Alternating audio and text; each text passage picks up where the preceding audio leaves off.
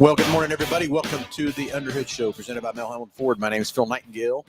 Josh, morning, Josh. Good morning. Kind of missed you last week. Yeah, you kind of missed me too, didn't you? I bet you did too. I think it's been a couple weeks since It's been a couple weeks since you and I've been together. Since we got together, but that's okay. Anyway, hey, everybody, it's a call-in show, 316-462-3673. Anything ailing your car, tires, brakes, batteries, whatever it might be, anything in the automobile world. Hey, you want to talk about this? I don't know. I'm going to call it the stupid strike. We can talk about that too. For each and every caller calling in, you get a great price package about over $130. And I don't know any show in the world you can call in and get that kind of a deal from that part. So as always, Josh, what's in that package for each and every caller and anything in the automobile world? We don't care what it is. What's in there, Josh? So we're going to mail it out to you, but it's going to consist of the works, which is an oil change and tire rotation. We use Motorcraft oil and filter products here at Mel Hambelton Ford. While we're performing that, we're also going to complete a multi-point inspection on your vehicle, checking over the brakes, tires, steering, suspension, all the safety-related components. You'll also receive $10 to Mel's Diner, so you can get yourself something to eat and drink while you're here with us at the big corner. Complete nitrogen for your tires, so you get all the great benefits that nitrogen has to offer. And then BG products package, which consists of a can of MOA or motor oil additive for your engine oil, and then CF5 for your fuel system. Again, just getting that vehicle geared up and ready to go for that next 5,000 miles of driving. All right, 316-462-3673. That number comes right into the front desk. Tell the ladies that there that you want to get patched into the podcast with your question. And again, anything in the automobile world, anything that's going on, you want to talk about this stupid strike, we can get our comments and everything going on about that. I'd love to hear your comments and stuff too. Morning, Delbert. Morning, Jeff. Thanks for tuning in, everybody. But, Josh, this strike is, I haven't followed it 100% like I probably should have with everything else going on here at the store and everything else too. But I think it's pretty crazy. It is, it is crazy. I'm pretty opinionated on I guess which side of that is. And I don't know, maybe to the listeners, how about just a union in general, not necessarily even a strike, but has anybody worked for a union or kind of the benefit side of being as part of a union, or if you have an opinion one way or the other, whether, a union is a good thing or not, I think that's even a topic of discussion. I think there's pros and cons to everything, just like everything else. There's pros and cons for just about everything out there. But it seems very crazy to me that we're where we're at right now, Okay, I agree with you, Josh, and morning, Derek. Thanks for joining in and stuff too. So I do too. It's kind of again, you hear the media again. What's the media telling you the truth? What's been manipulated? All that kind of stuff too. But a 40% pay increase. I mean, who in the world wouldn't want a 40%? Well, yeah, everybody out there would. Okay, so it's kind of like the different things you hear back and forth and all that kind of stuff. 40% pay increase. What do you think that really does? All that's going to do is take these manufacturers. Yeah, they got to increase the cost of the product. Cost of the product. Does everybody not realize that the cost of the product is going to have to go up? And all we do is get around and complain how expensive things are today, but we want to be paid that. And the couple of things out there. My opinion. Again, opinions are from that standpoint. I think years ago, the unions made a major role in taking care of the employees and all that kind of stuff too.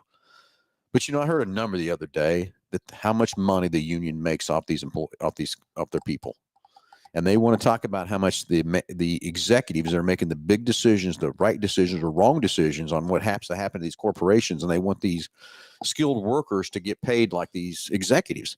That's not how the whole world works. Yeah, I'm sorry, it's not. But I don't think the union today is as new, as crucial as it was years ago. I think us as employers know how well we need to take care of our employees, and when we want to take care of our employees, give them the benefits and give them the things they need to have from that standpoint. But a 40% pay increase, let's get realistic, okay? And they offer a 21% pay increase, and that the head of the union just throws it in the trash can.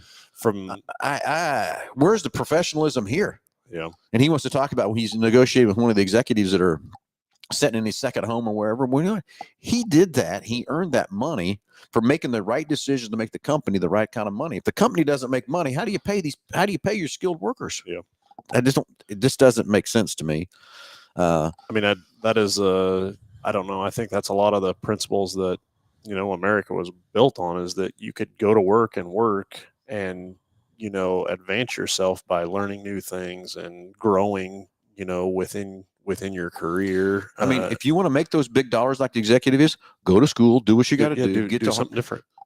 Do something different in your job. Don't expect to sit there and sit on an assembly line and continue to grow. Yeah. And continue to grow the situation. So, I don't know. So let's get the phones ringing. Let's get the comments going. Unions, tell me about what you're thinking. Tell me your thoughts and everything on the what's happening on the strike. Love to hear from you. Love to hear your opinions. And again, no one don't get mad about anybody, what everybody has to say. This is an opinionated deal. Let's talk about it. Let's hear each other's side. I've learned over my years of managing people and all that kind of stuff. Get all the facts. Get both sides of the story. Don't just get the one side you hear. Get them all, and then kind of dive into that a little bit and see what's really true and what's not. Yeah, I think the workers need a raise? I understand that, everybody from that standpoint, but not 40%. Well, and the cost of living clearly over the last couple of years has gone up, pretty substantially, for sure. Yeah, and it's one of those things, and I think the other side of this coin is you talked about it just a little bit, but the media being involved, you really only hear what information you're given, from the media side of things, and that, I think, sometimes can murky the waters or muddy it one way or the other, just because they're only going to let you hear what they want you to hear, so. Well, and how much can you believe and how much you don't believe, and how much have they changed the story a little bit or changed a few words around, or because this happened to us here at the store with the media from that part. And it's why what is true. And, Josh, we sat in the manager's meeting on Tuesday, talked about the strike and everything else like that. And you hear what you hear from the media, but is that true? Is that 100% true? What's really happening and stuff from that part? Or are they putting more into the story to get them to watch their news channel instead of what's really factual? I want to know the facts. I want to know what's happening from that part. So I hope we're close to an end of this thing. I hope the closer we're getting that the union and the manufacturers can come together. But again, I heard that GM and Stellantis, they're going to go in and shut down their parts. Yeah. Ford hasn't happened to Ford yet. I hope it doesn't happen. I'm sorry. I feel sorry for those guys that are not getting their parts at their dealerships to take care of their customers. And that's the next thing. Well, that's all you're doing in doing that is you're pissing off your customer base that you already have too. So now you're already preventing somebody from getting their new product that they've already wanted, which is what is putting money in your pocket when you are working and part of the union. They're not hurting Ford. I mean, they are hurting Ford, but they're hurting you as a consumer. If you've got a car that's broke down and you need to get to work to earn your living, you can't now because you can't get the part. And then I don't know, just every fiber in my being on the customer service side of things, like it just counterdicts what you would be working for as a long-term goal. You're worried about today and right now and the here and now, but what about tomorrow? You go piss all those people off, and they have to come up with other solutions to their problems. Like they're not going to sit around and just wait for resolution on this deal. They'll go somewhere else. They'll go to a different manufacturer. They'll buy another vehicle. I get it. All right. We need some opinions. 316-462-3673. What do you think about the strike? What's happened? What's going on? Your opinion. Not going to get mad at you for anything you have to say. Sure. We'd love to hear from you. And again, everybody's got a different idea, different angle to look at and all that kind of stuff too. We're just basically telling you what we think, what we feel and all that kind of stuff. But, that is the sad part. The parts, shutting down the parts side of that situation is killing the consumer worse than anybody I think really realizes what that's doing. We have had enough supply chain problems since Yeah. COVID happened, and we're just now kind of getting back on the feet of getting the parts in a timely manner and all that kind of stuff, getting caught back up. And I can't believe how long it's taken to get caught back up, but that's what we're fighting. We're getting there, but now they're going to shut it down. It's just Yeah, definitely agree with that for sure. Okay, so Derek, when at $525 for a one bed shack, BFE in Kansas is full crap. Used to pay $600 for 3 nice bedroom rent. Before COVID, cost me 50 extra tank of gas. Hey, Derek, I agree with you. There's a lot of things that went up and cost more and all that kind of stuff too. The inflation has went crazy with the situation of COVID. And here's what I'm going to rates right now too is another thing. Yeah, that's don't get me started on that situation, because what that's really done to help consumers really well afford more things and stuff like that. Let's raise the interest rate so we can cut more jobs and cut more stuff on that. And that's my opinion. I got to get started on that too. But and Derek, I understand that. But when we as consumers keep continuing to buy these I'm not just talking cars. I'm talking all the other things that went along with us that everybody paid over sticker for, paid more money for, did whatever. That goes back to hand in hand. What's something worth? What something's worth is when 2 people agree to a price and the other person pays for it, and off the door they go. But I don't like the fact that the inflation and where it's at. I don't like where the interest rates are at. I don't like this strike. It's not good for our economy. It's not good for everybody else. And these unions and the manufacturers need to get a happy medium agreement somewhere from that part. That's kind of where I'm at. Well, and here's the other thing that what I don't understand is that if you're not happy with your job, that's part of being in the U.S. and America, is that you have options. You know what I'm saying? If you don't want that job or don't want to do that job for that wage, go find something that you do want to do, or something that pays what you want to pay. There's a cause and effect for everything, I guess. And you're right. There is a cause and effect of everything. It's what's good for the goose is good for the gander. And how much do you want to pay? What do you want to do from that part? But I'm still the fact of, if the job you've got you're not happy with, it's your job to go find something bigger, better, or whatever from that part. And if you want to sit around and complain, it's not going to get you anywhere either. And from that part, but I don't know. I just hope that these unions can get something put together pretty quick with the manufacturers, not just Ford. I'm talking about Stellantis and GM. To put something together, because as we keep going through this day by day, it's costing, I don't know, we want to say millions or whatever you want to pay, it's costing per day that this is happening. And I agree that American worker needs to stand on his 2 feet and fight for what he needs to fight for and that kind of thing too. But my opinion is, let's be realistic. Let's be fair. Let's be even on both sides and that sort of thing too. And the true impact is the consumer at the end of the deal, and recognizing that it comes down to your customer, that you're really hurting or you're really affecting long term.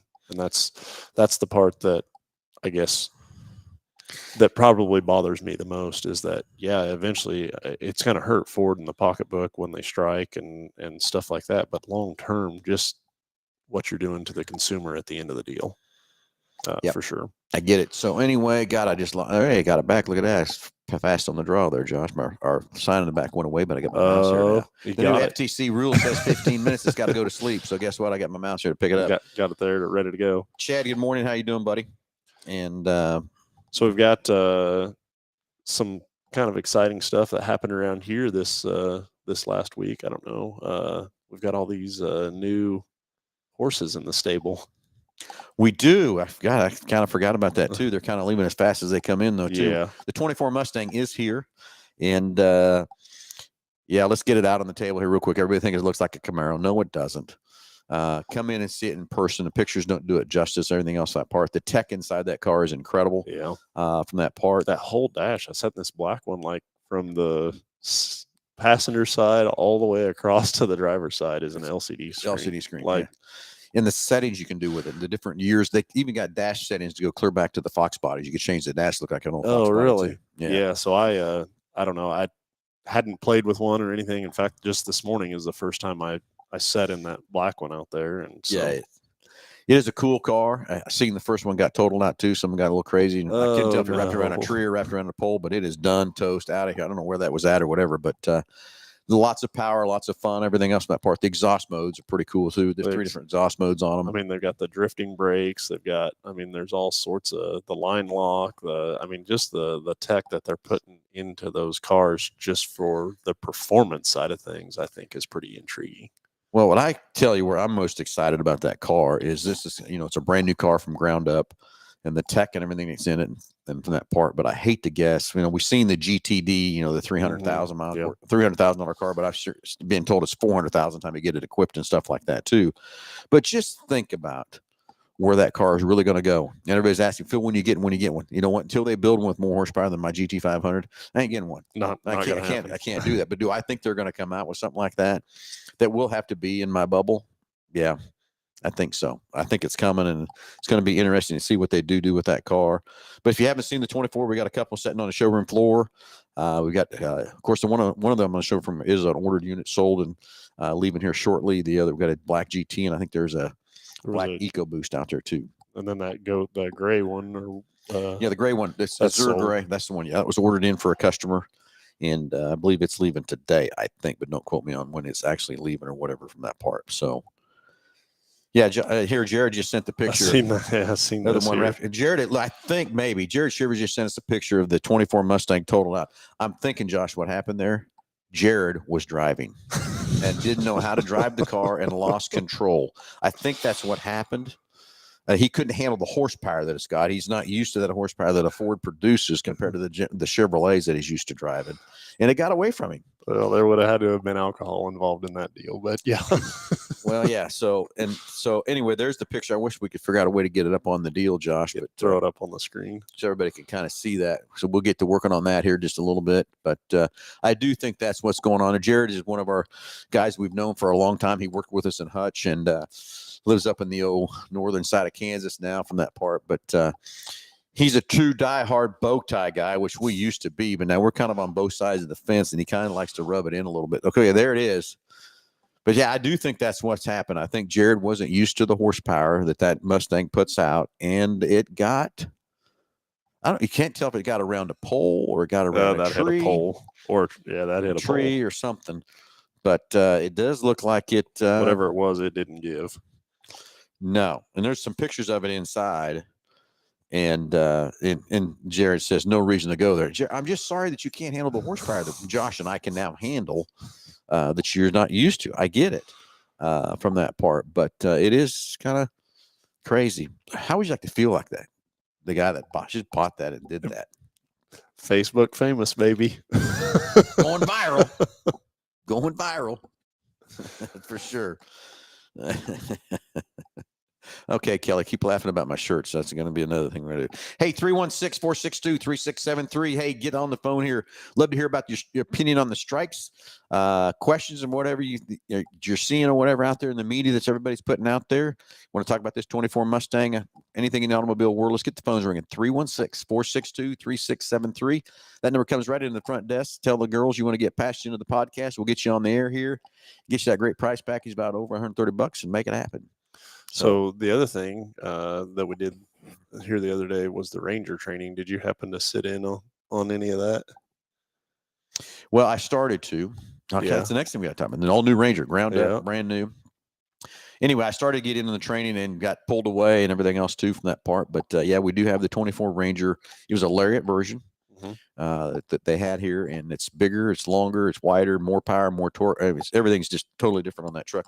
And I do kind of like the idea. I mean, that Ranger came out with us, and it had been used over the water on different countries and stuff when they brought it Europe to us. And stuff. Yeah. And now then this truck has been built by here in the States, and it's getting shipped back over the other countries and stuff too from that part. And I asked, why it wasn't made just a little bit bigger or whatever. Well, he told me the reason it's the maximum it can be made to go over to some of the other countries, because the maximum is they allow on their roads, the widths and lengths and all that kind of stuff too, that they allow for that. But it's still, there's more leg room, more everything else inside that cab and stuff. But got a new model coming, the Raptor, and everybody's all excited about the Raptor and everything else like that. But I just don't know how many Ford's going to produce. They've We've gotten one so far. Don't know how many more we're going to get. I can't get anybody to give me a commitment on how many they will give us or whatever. But if you're looking for a mid-size compact truck, I think the level field of playing has been changed. I mean, I think we've been very competitive with the Tacoma and the Nissan and the Chevy Colorado, but I don't think that's the fact anymore. I think we've taken the next step above, and the other manufacturers are going to have to go back and step up and try to catch up to it. Yeah, years ago, I think Chevy did that with the Colorado, and then they just kind of make the Colorado bigger and bigger and bigger, and then eventually, I don't think there was a whole lot of difference between the Colorado Size of it, and the right. Silverado, and I don't know, making that Ranger much bigger. I think you would kind of do the same thing with the F-150. Agree. And that market, and then so for pickup wise, having the Maverick and then the Ranger and then the F-150, it's definitely a lineup there of available options for the consumer for sure. Yep. So a lot of new stuff here in the store to look at. I wish we had a 24 Ranger here to show you. We don't. Any idea on? They're in production as we speak, and I need to go study that truck a little bit more to kind of get some more dates and things of that on when it's coming for that part. I tell you, the other thing that's crazy is they're going to start building some 24 Super Duties in October. Yeah. Okay.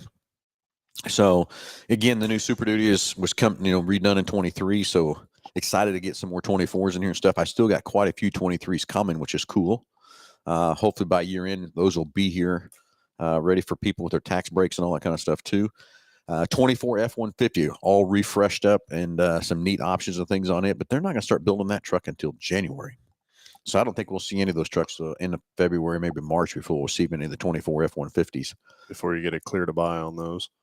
Yeah. The as far as numbers of Rangers for F-150s, I'm going to give you a close number. In normal production days, which we haven't seen for a while, it used to be around 800,000 of F-150s they would make per year, and about 200,000 of Rangers, give or take in there, kind of back and forth and all kind of stuff. Of course, right now, until the strike gets over, the Ranger and the Bronco plant is what's shut down up in Dearborn. I heard, and I don't know if it's, again, you hear, but you don't know if it's true or not, that they idled one of the plants shifts in Kansas City. It's like third shift or something like that got idled or whatever from that part. And well, that's true. Again, that's media telling me that. Ford hasn't come out and said that. Yeah, from that part. But I do think what I have heard is Ford is working better with the other two with the union. That's why our parts depots haven't been shut down yet, and why they're shutting down the GM ones and the Stellantis ones from that part. So anyway, good old Delbert's on the line. Let's get Delbert passed in here. I bet you old Delbert's got an opinion on the union, the strike. You better bet that. I would, I would agree with that. Hey, let's get the phones ringing. Love to hear from you. 316-462-3673. And love to hear your opinion on the strike or the new products from the Ranger, the 24 Mustang, the new 24 F-150. Lots of exciting things there, too. So 316-462-3673. And there's Delbert. Delbert, how you doing this morning, buddy? Good. How are y'all this morning? Perfect. How's everything in your world? Oh, going really good so far this week. Everything's sounding good in the vehicle, running good. And, hoping that the flex plate doesn't ever give out again. But yeah, I get that too. Since it's the same part number, it's going to. So. Okay, so Delbert, we know you want to give us your opinion on this union strike. What's your opinion? Or you have an opinion? Maybe you don't. I have opinions on unions. Yes. I was a union member with the machinist there in Wichita for many years, paying dues, going on strikes way back in the 90s and 80s. But, nobody really wins in a strike. That's the main thing here. Customers, for sure, in this case, are definitely not going to win. They're going to end up paying more for a vehicle that's already priced almost out of existence for some people. Yep. So, 40%, boy, I'll tell you what, I do work. I'll let everybody know I do work for the government, so I have a good job. I get paid. I'd love to get paid more as well, but the only raises I get are COLAs, cost of living. So, I agree with getting cost of living when things go up, but here's the thing: is we need to get prices to come down, not go up. How do we do that? That's the biggest question I've always had. Everybody wants to raise prices, raise wages, but nobody wants to figure out how to get the prices to come down, you know. Well, and I think you're right. And that's just not food, but cost of goods and services as well. Yeah, and I guess that's my whole thing is we can complain about what we're paying for products and services and stuff like that too, but then when we want to raise our income or whatever for doing, I don't want to take this negative at all, but for doing exactly the same job. If you're not getting paid for what you want to get paid at your job, I think you need to do what you got to do to improve yourself, get better, better schooling, better training, whatever it is, to try to get a movement in level of where you're at. Move up in the commercial world. Yeah. Yeah. There's only so Get it out much. there, Phil. You got it. There's only so much that a certain position can support, you know, before you're overpaying for that position. And you got to do something different. You want to make more, you got to do something different. Right. One of the things about the 40% that was being asked is that's not going to be an instant. Hey, we're getting 40% tomorrow when we get this contract signed. No, that's over time. Yeah. So over 4 years. Really 4 years. Realize that. But that's still 40% is a lot. I think the biggest we ever got was 12% was one of the contracts we got, and that was over a 6-year time frame. So I was just like, you know, it can't keep going up in wages just because you feel like the company's making too much money. I mean, the company's got to make money. The company's got to make money. That's what they're there for. Okay. And I've been on the side with the CEOs making too much money, and they do. They really do make too much money. Yes, they have to make the decisions, but one of the original Boeing presidents at the Wichita plant never made $1 million until after Spirit Aerosystem came out. Okay. I know a lot of people didn't know that. He was paid. You know, he was getting good money. I won't disclose that payment, but he was getting pretty good money. And you know, he didn't ask for the raise, but that was part of the deal when Spirit purchased the Boeing plant. Was he got to stay on and train the new president, and that was like 2 years, and then he got a seat on the board. So he made out like a bandit. Right. And did you know that gentleman? I know his name, and I'm just not going to disclose it because I think he's passed by now. Yeah, but I get that. He was kind of like Ross Perot. He drove an older car. He didn't let his kids just have money. He made them work for it. You know, he brought his kids up right. So that's what a CEO should be doing, not what these new CEOs are. Well, I've got a master's degree in so on in basket weaving, and I should make, you know, $10 million a year just to run this plant. Well, that's not the way it should work either. You know, and again, everybody in these bigger jobs need to understand that they've got big decisions to make to keep the company making money. If they make the wrong decisions, the company could go broke, and then you're out of a job. And then the workers want all these guarantees. Well, you know what? Those CEOs and all the executives up there, there's no guarantees what they're going to get made. They made the right decisions, the right time. And there's no guarantee they're going to be on the job for a long period of time. Right. Yes, exactly. From that part. So they could be, it's kind of like a football player. They could be kicked out at any point. Yep. They don't have a guarantee. Well, you're going to be here for 20 years. Yeah. Yep. Yeah. So, I mean, there's pros and cons. And I do believe that the guy in the trenches and all that kind of stuff needs to be paid correctly. Not doubting that a bit. I agree with the cost of living raises. I understand that too. From that part. I think that's one of the things that, and I'm just going to give you guys a shout out here. Mel Hambelton Ford does right. Lisa is a great employer. She takes care of her employees when she can. I'm sure she's making good money, but she's also taking care of her employees. She's not just reaping the benefits. She's helping the employees. And that's what they need to do out there and help the people in the trenches. Just don't sit up there and collect all the money and say, I'm making all the big decisions. I deserve this. Yeah. So, Delbert, you were part of a union for how many years? Let's see. Well, really, 25 years with that company. 25 years. 17 with Boeing, and then 8 when Spirit took over. And when Spirit took over, I was part of SPIA. Yeah. At that point, and it's a right to work state, which is another thing people need to understand on some of these things. We don't know the situations out there in the plant world. I don't think Michigan is a right to work state, but I think there's at least one plant in a right to work state. which all that means is they can fire you for any reason if they want to. Correct. And then Yes, as an they employee, do try to give good reason, but yeah. And then, so in all those years, you said you had been through a couple of different strikes. Is that correct? yes. What was the longest? Like I said, nobody wins. Yeah. What was the longest time that you had to go through that deal? Gosh, it's been so long ago. I really don't remember, to be honest. Yeah. The first one I think was the longest, and I'd been there 5 years at that point. And we're going out there. I even had tires slashed. Oh, really? Yeah. That's At the first one. Yeah, I had you're gonna love this one. I had a brand new Nissan 88 Nissan Desert Runner truck, and it had 31 and a half on it, which back then, that was a pretty nice package. And it was red, white, and blue, and had a tire in the back. Well, they slashed all 4 tires around the vehicle, but they missed the one in the back. Yep. Thank goodness for insurance on that one. I'll say that, because that was pretty expensive back then. Oh, I'm sure. Yeah. I couldn't imagine as an employer, or excuse me, as an employee, not knowing when you get to go back to work. That I just don't know. Right. Mentally, that I think that would do something to you as well.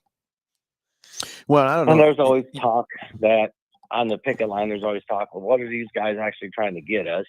The union people out there on the table sitting there talking to the people. You don't know what conversations are really going on. Sure. Yeah. And then as an employee too, I'm sure there's probably division within the employees of, hey, we need to be going back to work, or we need to, we need to continue to strike or strike longer or hold out for more.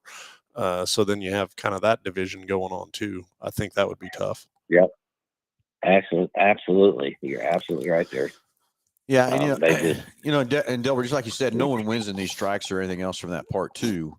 And I don't know what the time frame that I've heard different numbers out there too of how much money the unions got set aside to pay these employees, but that's got to run out soon. I don't know if that's I've heard anywhere from 11 days to 20 days to 30 days. I don't know what that might be, what they've got set aside, but and they don't get their full pay either. They only get a partial payment. I think ours was $100 a week when I was making, probably $400 a week. So at that time, roughly, yeah, just to keep it simple. But yeah, so you're getting a fourth of your pay if you're lucky.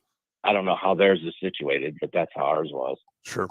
So it's like, they're not getting their full pay. That's all I'm saying there. Yeah. I just don't know what it is. Yeah. So, going back to that 40% for over 4 years, I think it is 4 years. Don't quote me on that. You hear different things and stuff like that too. Right. But all that is going to do, everybody, it's if we overpay for positions that are doing these jobs, it's just going to raise the price of the cars. And that's where it usually goes. Yeah. So, but anyway, it's going to get interesting. I hope we can get these strikes and everybody back to work and get this economy moving again and get this supply chain was getting so close to being repaired and get it back under control and stuff like that too. I mean, we were starting to get cars back on the lot and everything else too. We're starting to get some inventory that we haven't had for a couple years. And I'm scared to death. I hope we can keep these plants moving as much as we can, or get the Bronco and Ranger plant back on track and get it back going.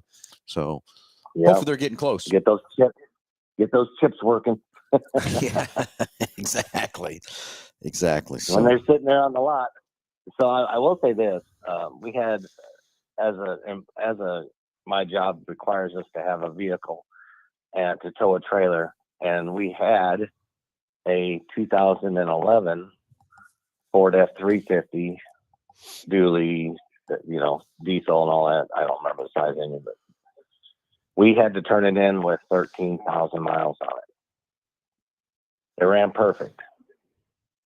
And that's just one of the things. After so many years, the government says, we got to get you a new vehicle. So we did. We had to turn it in Wednesday. And my job is to take all the emergency lights off. And oh my God, is that a mess? That's another story too. Yeah. And get it back to looking what it looked like when it was delivered to us 11 years ago. And I wasn't even here then. But So they give us a brand new 250 F-250, and usually government vehicles are either in white or in the blue for the Air Force. Well, we got some bronze-looking color, which is an awesome color, but Jesus. But we didn't get the dually. You know, it's a 10,000-pound rated load capacity, so it will tow our trailer with a 6.8 6.8 liter 10-speed transmission. So I mean, it'll do it. It just seems like, why did they give us such a lower end truck to get our job done? But it's with the requirements that we have now. Can I tell you why, Delbert, why that happened? Because this dang supply chain we got, that's all they could get. That's all they could get built and everything else. Delbert, here, just for an example, I got a Super Duty sitting on my showroom floor. It's a brand new 23. Okay. Brand new 23. The gentleman ordered this truck in September of 21. And it's just now getting it. Okay. So that's what I'm saying. Why you getting that truck? Same time frame that we ordered this truck. Because just the supply chain and what they can build and what they got and everything else too. That's why you got what you got. Was because the supply chain is still not fixed and it's still not where it needs to be. Yeah. We're happy with it, but you know, this is one of those things. We're going to have this thing for 10 years at least. And by the time we're done with it, because we just don't drive it very much, as you can see, in 11 years, we only put 13,000 miles on the other one. Sure. So if it stays on the base, and you know, gas engines aren't as forgiving when it comes to just slow driving and slow idling and things like that as the diesels are. So I think we'll probably end up having more maintenance done in this one, but that's just my thought at this point. Hopefully not, but. Yep. Well, okay, Delbert, as always. Very nice truck. So anybody looking for a truck, man, go get you a 250. They're beautiful. Yeah, they are. They are great trucks, for sure. That is exactly for sure. So, well, anyway, Delbert, I appreciate your comments, your opinions. We need to get some more callers on here and give some more opinions like Delbert's. And Delbert, I can't thank you enough for your opinions on the unions and what happens on both sides, because that's what we have to do. We got to hear all sides of the coin of what's going on with the strike and all that kind of stuff too. And I'm just so scared to death that the media is not giving us the truth, facts, and everything else that we want to hear from that part too. So, well, that, and are they actually getting the true facts as well? I mean, the tables are usually pretty tight-nipped. They'll come back and give you bits and pieces, but that's about it. So it's not always just the news media, but they're trying to fluff it up enough to get your attention. So that's for sure. But you know, it is what it is. We got to hope that it just doesn't last very long, and then they come together. Because even at 20%, that's a heck of a pay raise from what they're making now. You know. Yep. And they turned it down. But there's other things people have to remember. It's just not about the money. It's about the benefits that are out there, the health care, your dental, your medical, your eyes, and life insurance, things like that are all posted into those contracts. And it's not just about pay. And I know a lot of people that don't have a union contract like that don't understand that. So that's just the way of the beast. Yeah. Yep, exactly. So, gentlemen, also I'd like to tell you, please don't send me anything this week. I know that's part of your policy, but if you can, give it to somebody else that can use it. We'll do plenty. Yeah, we can do that. Okay, well, let's get the phone ringing, everybody. Delbert, thanks again, buddy. Thanks, have Delbert. A great weekend. Have a good one. Talk to you soon, right, buddy. Guys, have a great day. You too. Bye-bye. All right, let's get some more opinions going. 316-462-3673. Love to hear from you and everything else from that part. And Julie Arnold is asking, do we have another Maverick on your lot yet? Boy, Julie, can't tell you how much of the supply chain and stuff like that. I'd love to have a whole whole lines of Mavericks lined out here for you to walk in and pick your color, your trim level, all that kind of stuff. But we're still on an order basis on the Maverick. The demand for that truck is so huge. It's a great little truck, the 40 miles per gallon of the hybrid, all that kind of stuff. And they're still only being able to build as 35% of the hybrids. 65% of them have to be gas. We get get a used one of those every once in a while, and it's gone. Talk about inflation. Yeah. From that part. So Julie, if you really want a Maverick, come in, sit down with us. Let's put an order in the bank to where you get the exact color you want, the options you want, and everything else too. from that part. So I wished I had some sitting here for you. There is one on the webpage right now. I just got through the loophole a little bit. It is sold as an ordered unit in for a customer. They're coming today to pick it up from that part. So I did a little texting here when you sent your text in there too from that part. So anyway, Rex, agree with you 100%. Get back to work. Let's get this economy moving. Let's get the supply chains fixed. Let's get things happening from that part. So anyway, Jeff Daniel wants a racing update. Well, What do you got there? okay, well, just so you all know, I'm sitting here this morning, and I laid my head on my pillow this morning at 3:56 is when I got to my home and put my head on my pillow this morning. So, you know, I'm got up, I'm here, and I'm ready to go, and I don't feel bad yet, but I get hit the afternoon crash, maybe. Yes. Anyway, we're headed back to Salina tonight again for night 2 of their whatever they call it, the clash or whatever from that part. And so let's give, I guess, Jeff, since you asked, I was going to talk about it because I'm a little bit torqued, whatever you want to call it from that part. We didn't get on the racetrack last night till about 1:30 to run our feature race. But let's back up to the heat race. Jake drew a 97 of 100, Josh. I tell you, we draw so terribly. What is with that? I don't know. I have no clue what that's about. Does he have to draw? Can somebody else draw for him? Well, I'll get to more better of that, okay? So he starts 9th in the heat race of back as he's number 9th in the first heat race. And we're in the new car, and we're still trying to figure the new car out and everything else like that. But I will tell you, I think we got to figure it out. He took off from 9th and got to 2nd. Yeah. If we had one more lap, I think he'd have won that heat race. But again, 8 laps, that's what we got. So when he went up to, that's moving in 8 laps. Yeah. So we came in to the pit area, and what they do, they have spoons for the top 3 of each heat race, or top 4. So the top 12 are going to draw a number, just what it is. So he didn't draw. There was a little kid in the pit area down there. So he looked at her and said, "Hey, draw for me." She drew a 3. So we started. There you go. Yeah. So anyway, we started 3rd, and he took off and led it for a little bit, had a caution, and took off again. And Dakota Sproul, who's a good racer and a good friend of Jake's and stuff, they were battling up there for 1st and 2nd. And 3rd place decides that he wants to dive into 3. And took Jake out with him and spun around, both of them. And Jake's left rear tire went down. So Jake drives through the infield over to us at the entry of pit 4 where the pit road starts. We changed his tire, get him out just in time enough because the tire was down so low we couldn't get a jack under the car and everything else. I can't think. I don't know who all was helping us over there change that tire, but there was 4 or 5 guys helping us get that tire changed and stuff. Got it changed just in time enough for him to scream around the racetrack on the back of the field, taking the green, and takes off, and he drives his butt off, and we get her back to 6th place. So we're hooting and hollering because that's really a great, coming back after diversity and everything else like that to come back to 6th place. We're pulling out last night, and I said, "Hey, let's go ahead and get our pit money while we're here." Jake says, "Hey, we're coming back tomorrow. Let's worry about tomorrow." I said, "No, just get it while we're here." So Jake's in the line, comes back. He goes, "You're not going to believe this, but they DNF'd us." I go, "What?" They DNF'd us because Jake didn't go around the racetrack, come back around into pit lane, and enter off the racetrack. Since he drove across the infield, they DNF'd him. Didn't say nothing to him. Let him go out and race the next 10. Race had 10 laps to go, and he raced 10 more laps for nothing. I noticed on the my race pass, it wasn't moving. He was still sitting there 12. Oh, it's just a glitch. No big deal. That's where when all the cars got around, that's where no, they DNF'd him. Asked the question, I got told it was the rule of the racetrack. Never in my life have I heard of a rule like that you had to go back on the racetrack and come back around and enter in to not get there.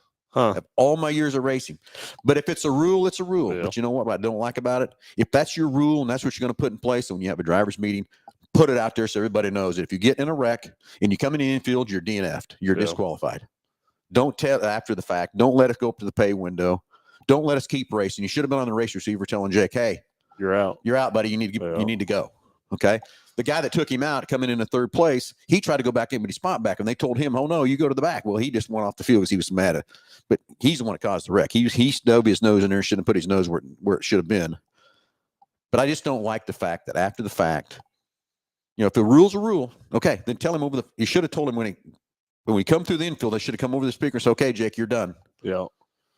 Never heard that rule in my life. Never knew, understood it. I'm not on a rant. We're going back tonight. We're going to kick their, what we're going to do. And just wait. I'm going to dial that car in so bad, and it is dialed in.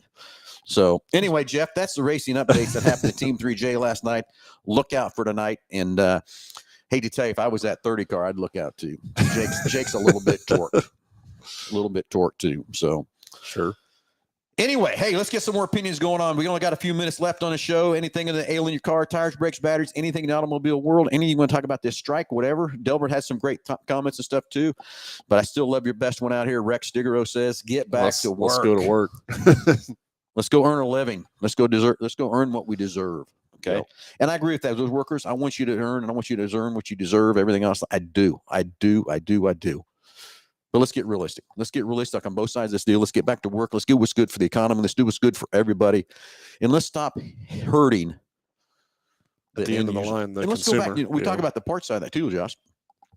But let's think all these customers have got ordered units that are expecting their cars to be built, and now they're not. And they're just getting pushed back and pushed back and pushed back and pushed back. And especially when you're pick on the Bronco, which has already had such a black eye to get to market anyways, and been through, so many trials and tribulations on customers that have waited way too long to get that product anyway. Yeah.